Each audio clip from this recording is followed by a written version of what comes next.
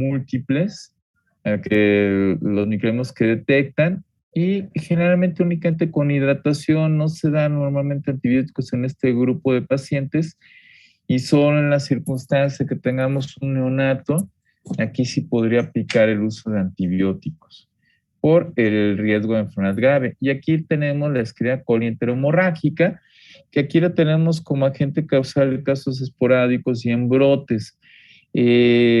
Aquí hay una toxina, que es la toxina urémico-hemolítica, que se presenta en menores de 5 años, sobre todo la cepa, la cepa de Escherichia coli o 157.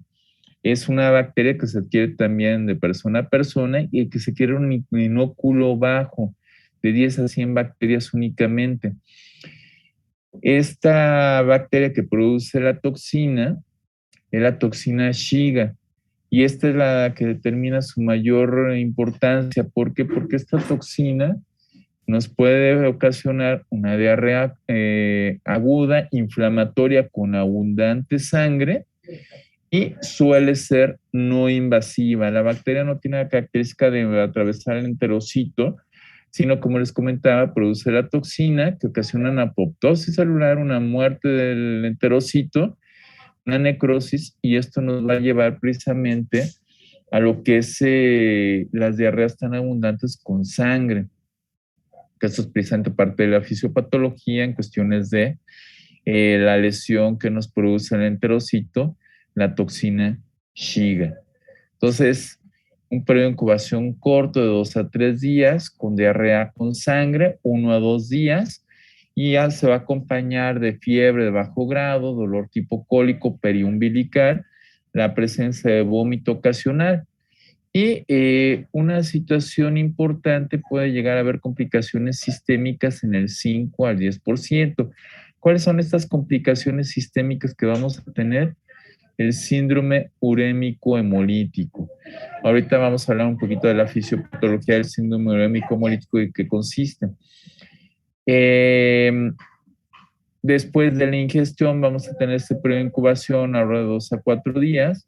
Va a empezar esta diarrea con moco, con sangre, que se llega a presentar hasta el tercer día, y normalmente los pacientes empiezan a mejorar clínicamente de las evacuaciones al séptimo día. Sin embargo, pueden evolucionar alrededor del 15% de los pacientes al síndrome urémico hemolítico. El síndrome urémico hemolítico es una microangiopatía en donde hay un proceso inflamatorio a nivel de los pequeños vasos del riñón. Hay una hemólisis de los eritrocitos, y esta coacción entre la microangiopatía y lo que es la anemia hemolítica van a tapar los vasos, lo que van a llevar precisamente a una insuficiencia renal y a una trombocitopenia.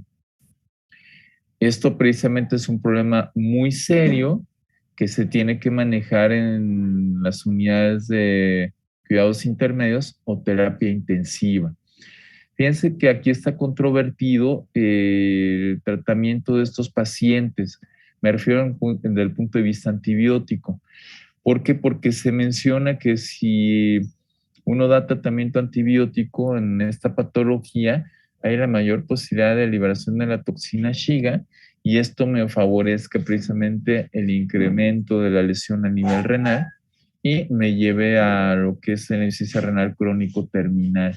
Entonces, como les comento, está controvertido. Hay quien sugiere, todavía no está bien esclarecido en la literatura, hay quien sugiere si hay que dar tratamiento, y esto se contradice porque los que están a favor de darlo, obviamente están en la situación de elimino bacteria. Obviamente, si elimino bacteria, no voy a liberar la toxina Shiga.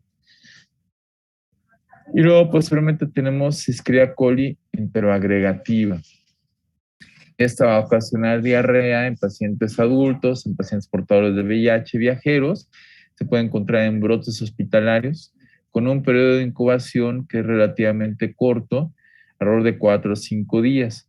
Como su nombre lo dice, la Escherichia coli enteroagregativa se adhiere a la mucosa, puede ocasionar toxicidad y un proceso inflamatorio a nivel local. Entonces, vamos a tener una diarrea inflamatoria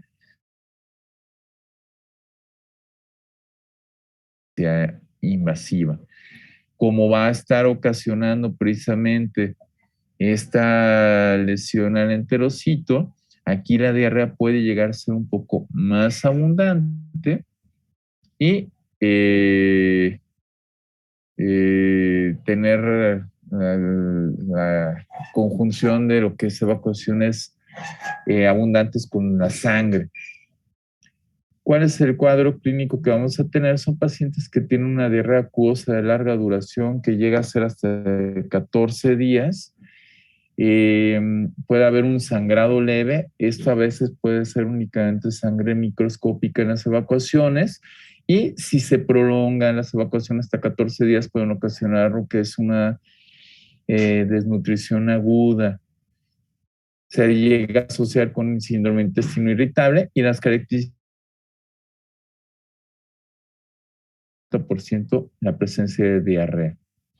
Y por último, la Escherichia coli enteroadherente, precisamente lo mismo, se adhiere a lo que es la superficie de lo que es las vellosidades, nos va a ocasionar también una afección directamente al intestino delgado con una diarrea acuosa y una diarrea osmótica muy abundante. También puede haber por la lesión a lo que es el enterocito una diarrea secretora.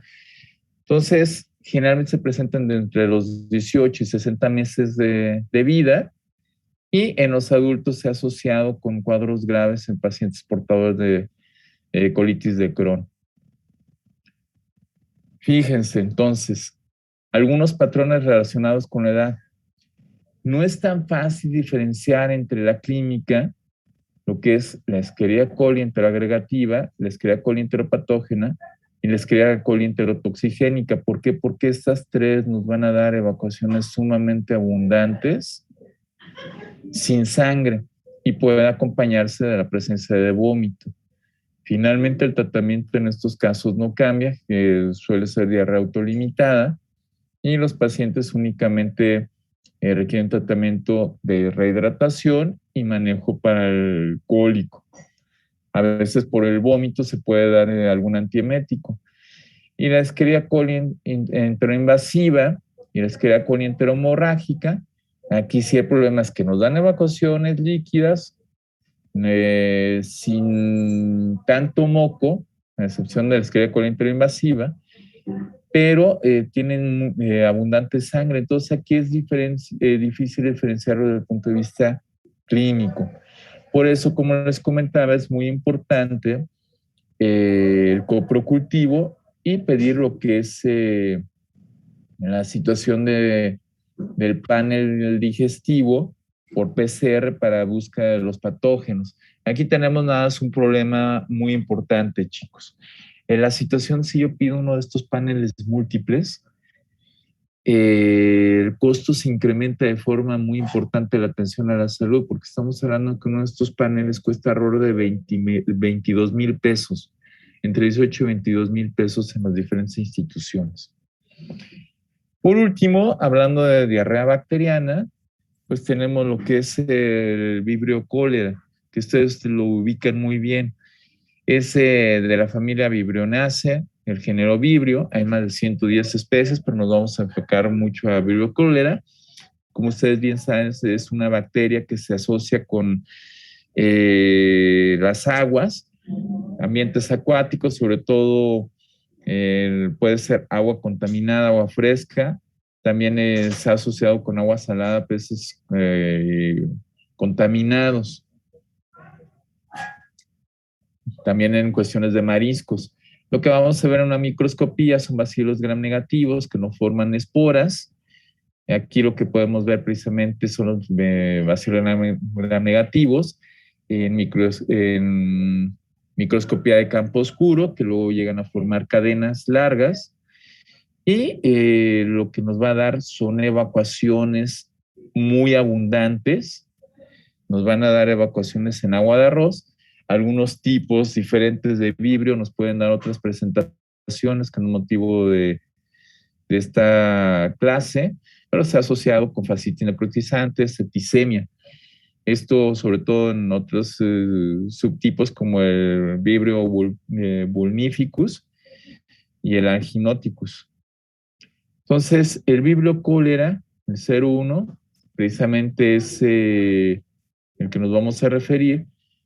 Hay ciertas regiones geográficas donde predomina, sobre todo en lo que es Asia, por el saneamiento público. Sin embargo, pues México obviamente no ha sido la excepción y también hemos tenido brotes de cólera.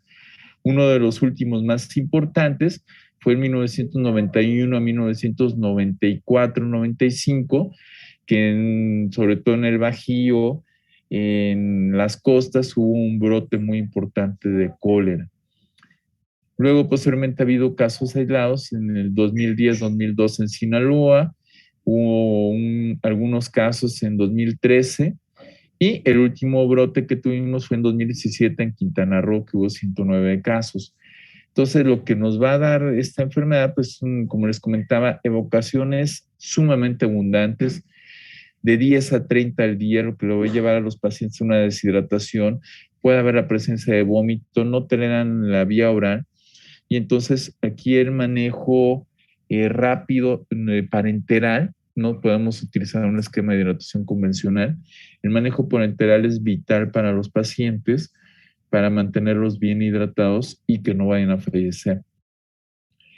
Tiene un periodo de incubación que dura desde horas, dependiendo de la cantidad de inóculo, hasta 5 días. Y nos va a ocasionar, junto con el estado de deshidratación, puede evolucionar el choque y alteraciones hidroelectrolíticas. Entonces, en estos casos, por la toxina que presenta la bacteria, pues vamos a tener una afección precisamente en los enterocitos intestino delgado y nos va a ocasionar una diarrea secretora abundante. Es una bacteria que se mantiene hasta el momento sensible a doxiciclina y ciprofloxacina, aunque hay reportes de resistencias mediante la excreción de plásmidos. Por la situación de la toxicidad asociada, sobre todo a nivel dentario de la doxiciclina, el tratamiento en pacientes menores de 9 años es por medio de trimethoprim metoxazol, aunque sí existe aquí la posibilidad más importante de resistencias.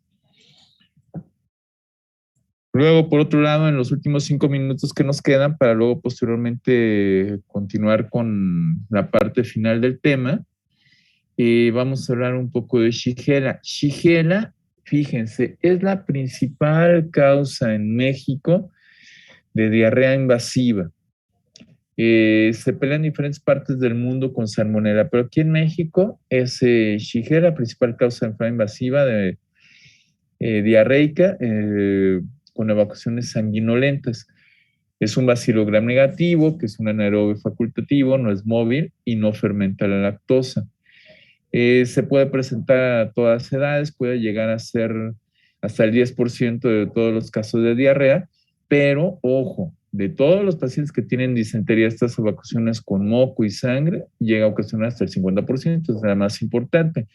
Y tenemos diferentes tipos como la Salmonella Sonnei, 70%, y la Salmonella, Shigella Sonnei y Shigella flexneri, 25%, como los agentes etiológicos.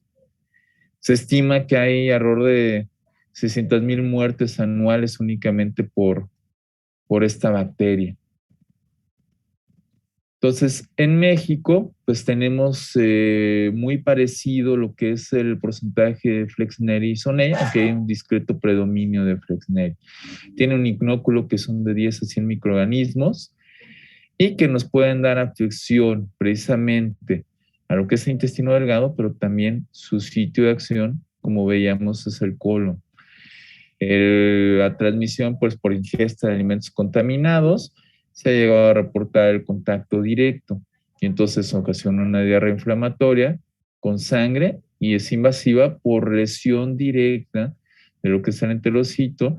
Hay una fagocitosis por los polimorfos nucleares y aquí puede ocasionar precisamente la apoptosis de los enterocitos, una necrosis a nivel local y en pocos casos la posibilidad de una bacteriemia que solo se ve en pacientes inmunocomprometidos. Hay una respuesta inflamatoria muy importante a nivel local en la lámina propia del intestino. El inicio de los síntomas, pues, es de tener un periodo de incubación que es corto, que es de 6 horas hasta 4 días. Y las manifestaciones clínicas pueden presentarse hasta 7 días. Lo que vamos a tener son pacientes con fiebre de alto grado, ataque al estado general, dolor abdominal tipo cólico, con evacuaciones disentéricas, con mucho pujo, tenesmo, evacuaciones escasas con moco y sangre. Eh, Les hablaba yo acerca también de la presencia de otros tipos de Shigella, como la Shigella dysenteriae, que esta precisamente se asocia hasta el 78% de las disenterias por este microorganismo, con un prolapso rectal por el pujo tan importante que llegan a presentar, dolor abdominal intenso. El tratamiento, pues, es hidratación. Se llega a limitar, sobre todo la Shigella sonnei, en 48 72 horas. Sin embargo, en los pacientes que tienen manifestaciones sistémicas importantes, con ataque al estado general o que se prolongue la diarrea, o en pacientes inmunocomprometidos, entonces sí la posibilidad de utilizar un esquema antibiótico. Aquí el esquema antibiótico lo mencionaremos en la próxima sesión que tengamos. Y bueno, sí lo traigo en la diapositiva, que es en ese momento, bueno, no lo mencionamos en la próxima charla, chicos. Miren, no me quiero quedar en la mitad con salmonela,